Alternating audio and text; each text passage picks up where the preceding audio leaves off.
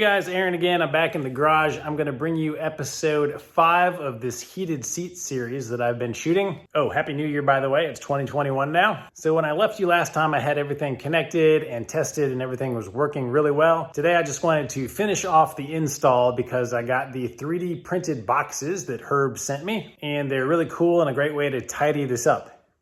This is what I have here. He sent me 2 of these. It is just a simple box with some holes in the lid so that you can screw it down to close it. And then it has this little piece, which I will show you how this works. It is just gonna hold our relays in here. If you guys have been following along and have been doing this with the relays and would like one of these boxes that fits really well, like I said in one of the earlier videos, I could not find one that was a really good size for this. Herb has offered to 3D print and sell them pretty cheaply to you guys. So if you want one of these, I'm gonna put his email address in the description of the video. Shoot him an email and he'll get you a price with these and shipping. So not only did he design this box and help me figure out the whole relay setup, but he is now going one step further and getting a circuit board that is going to help to replace all of these relays. So if wiring up all the relays looks too complicated for you, or you'd like a more elegant and easy solution, he's going to have something for you shortly, and when he does, I'll make another video.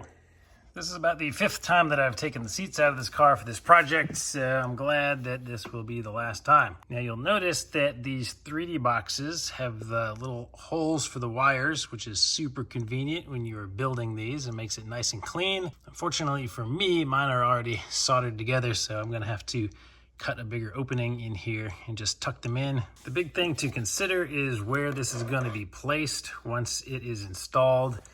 And there is room to set it right in here next to the ECU on the driver's side. And of course, this isn't even there on the passenger side, so there's a ton of room. I'm thinking about just double-sided taping the bottom tabs and putting them in there.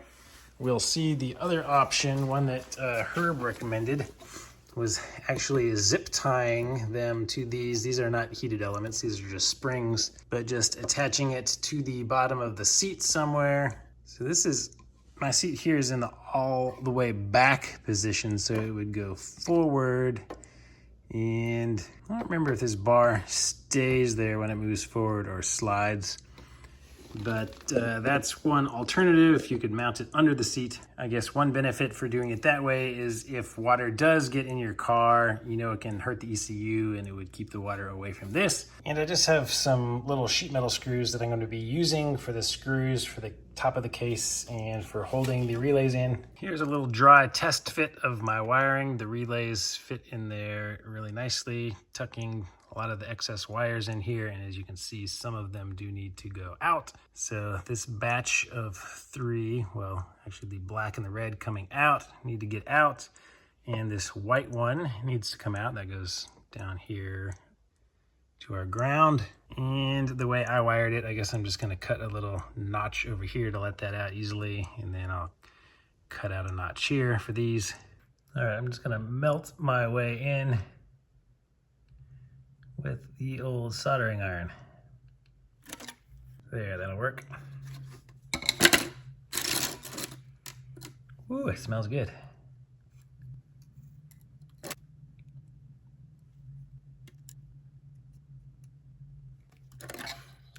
There we go.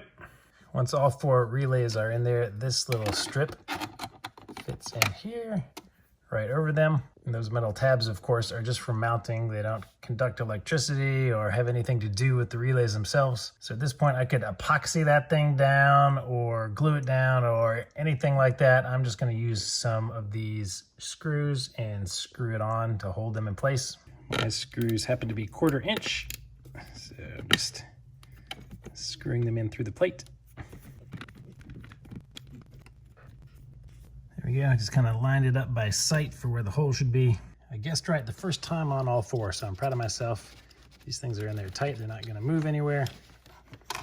On the back, there is a little tip sticking out, so I'm gonna go ahead and cut those off. So I'm just gonna use a Dremel with a little cutoff wheel here and be careful on this thing so I don't melt through the plastic.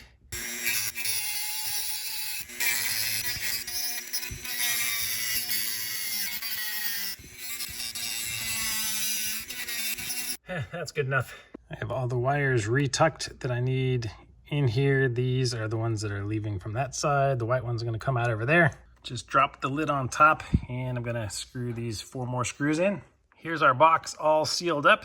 Looks great. If I would have been able to use the stock holes, hopefully you guys will build this before you wire it up and it'll look even better. So I have been driving around the last 2 weeks with the relays just there on the ground, used my heated seats. There was no problems, but I like this solution a lot better. All right, now let me see how this is gonna fit in here. The 2 tabs on this side actually slide under the ECU nicely. This is an interesting position because this back rear tab here is just sitting on top of the nut that we use for the grounding. These other 2 tabs are in a nice location to be able to just drill in and mount this thing here. So what I might do is just cut this tab off in the back and just mount it right to the ground. So I just used the cutoff tool to knock that out. Now let's see how this fits. It is just barely hitting right there now. So if I knock off a little corner of this tab, I think it'll fit.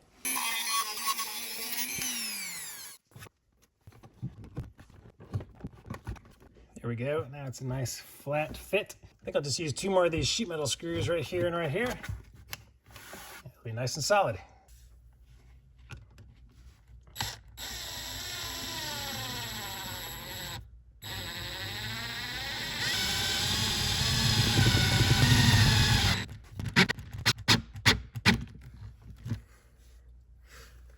There, actually just one of these is gonna work.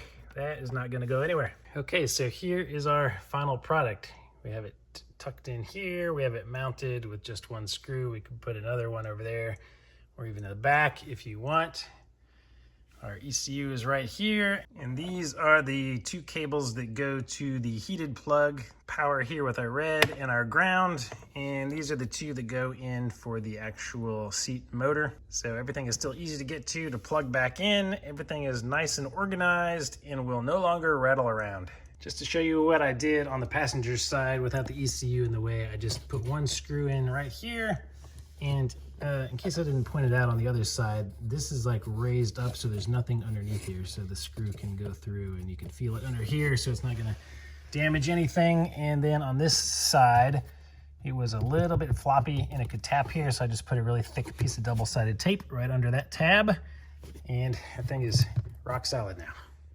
Okay, and that's it. Now I'm just gonna knock out the second side, put my seats back in, and hopefully not take them out for a long time. So hopefully this was helpful. If you guys decide to do some seats on your own, please comment below. Let me know how it went. Hopefully these videos will be a huge help for you. Another shout out to Herb again for all of his help. And if you want some of the boxes from him or the new circuit boards that he's making, please reach out to him at the email in the description of this video. And as I said, there might be 1 more video coming out showing his circuit boards. But for me, that is a wrap and I am done. Time to go enjoy the heated seats. They work fantastic. They heat up really fast, and it's so nice to have them when it's cold out. So hopefully you guys are already subscribed to the channel. If you're not, please give it a subscribe, like the video, and I will bring you more Boxster content later on. See you guys.